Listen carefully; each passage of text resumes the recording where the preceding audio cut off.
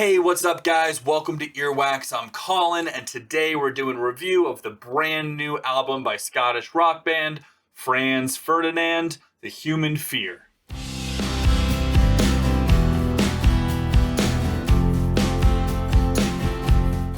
Alright, so this is the 6th full-length album from Scottish rockers Franz Ferdinand. Before I get into the review, if you could please like, subscribe, ring that bell for notifications, and then comment down below if you like the video. All that stuff really helps my channel gain some traction. But yeah, so Franz Ferdinand, I've been a fan of theirs for a long time. They released their debut album in like 2003, I think, maybe 2004. And I absolutely love that album. So I remember when it first came out, I like begged my parents to get it for me. They did eventually get it for me, I think for like my birthday or Christmas, and I just played it over and over and over again. It was one of the first like indie rock, like post-rock revival, dance rock bands that I ever really got into. And they've just like constantly put out really good music since their debut. They've had a bit of a lineup change over the years, but the core members are still there, specifically the frontman. And they've always been like pretty consistent as far as just putting out like catchy, danceable indie rock with like some dance punk influences. They definitely have, I guess, some post-punk influences.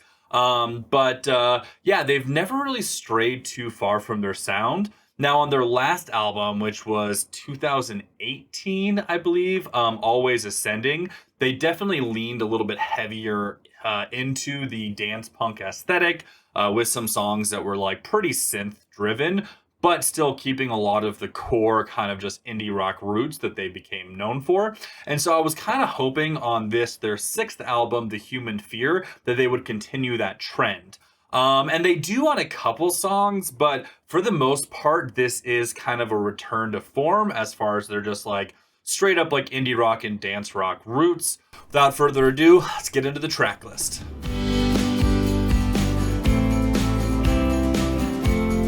Alright, so the album opens up with the song Audacious, which was, I don't know if this was the first single that they released, but it was at least the first single that I heard.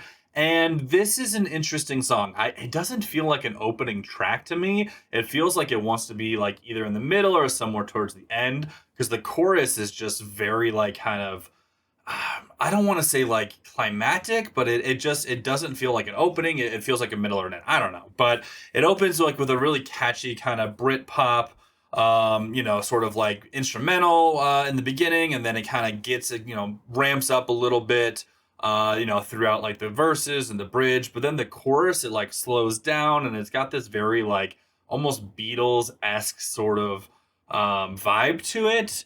It's not bad. Again, the instrumentals are fairly simple, but it's not super complex. It's still fun. Like, I enjoyed listening to it, but it's definitely one of, not my least favorite songs on the album, but it's one that like doesn't quite grab me as much as a couple of the other ones. But then we get into Everyday Dreamer, which is a fun little kind of like dance rock number. It's very like uplifting, upbeat. My first thought when I was listening to it was like dancing through a field of flowers, which I mean, take that for what you will, but that was like what I was envisioning as I was listening to it. It's got a fun little like synth lead right after like the main chorus, and then like it comes in once more like right at the end. That's really cool, but still like it's not just the most exciting song. Like, it's fun, it's upbeat, it's definitely one you can dance to, but there's nothing about it that's like blowing me away. But then we get into The Doctor, which is I probably one of the weirdest songs I've heard in a long time. Not because it's bad, like none of the songs on this album are bad, but The Doctor is like this really kind of upbeat, high tempo, like indie rock jam. But then at certain parts, like right before the chorus and like during the chorus, this like 80s synth pop sort of like synth lead comes in, and it's like matching the tempo of the guitars. And it doesn't really work that well, in my opinion. Like, again, it's not bad. It's not unpleasant to listen to. It's just such a weird dynamic of like very 2000s, maybe like early 2010s leaning like indie rock mixed with like 80s synthesizers. And it's just, I don't know. It's a weird combination. But then we get into Hooked, which might be one of my favorite songs on the album. It's like this really hard hitting kind of like electro beat, a little bit of like a four on the floor beat, like with the drums. It feels like they're leaning like back into their dance rock roots and like even like exploring a little bit more of some of the synth stuff that they were doing on Always Ascending. And it got my 3-year-old like up and dancing like crazy. So, take that for what you will, but definitely a fun, like upbeat song you can dance to. But then we get into Build It Up, well, which this probably is my favorite song on the album. This was the first song that really felt like classic Franz Ferdinand to me. Just like that really super catchy chorus with like fun guitar parts that sound unique, but are also not like overly complicated. Definitely danceable. Definitely one that like would work well in like a club setting, or at least maybe not like what today's clubs are, but like a rock club from back in the day, or just chilling out at home. Some great guitar work on this one too. Again, it's not like overly complicated, but it's just really clean and it works super well. And it's just showing like how they are still like very talented musicians at their core. And then from there, we get into Night or Day, which is more of like a piano driven pop rock track. It's not bad. It's still catchy. I mean, most Franz Ferdinand songs are fairly catchy, but it's a little boring at points. There's nothing that's like super exciting or inspiring about it. The piano is fine and it definitely complements the guitar and the rest of the instrumentation as well, but overall I was pretty like uninspired by this track. From there, we get into Tell Me I Should Stay, which is this very soft, like kind of almost minute and a half, very like kind of atmospheric intro. But then it picks up a little bit. The bass is almost like kind of loungy in this. And is very like much driving the track forward, at least in the beginning. The chorus is more kind of just upbeat pop rock, but there's some interesting guitar parts kind of towards the end. Another song that's like, it's good, it's fine. It's not breaking the mold. Like, I don't think this is going to win any awards, but it's a solid track on a so far fairly solid album. But then we get into Cats. So Cats is another like good song, but the guitar work here just seems very familiar. Like, not necessarily in a bad way. It just sounds like almost any other like dance rock, indie rock song you've heard in the past like almost 30 years at this point. The drum beat's still very danceable, so it's good, it's fun.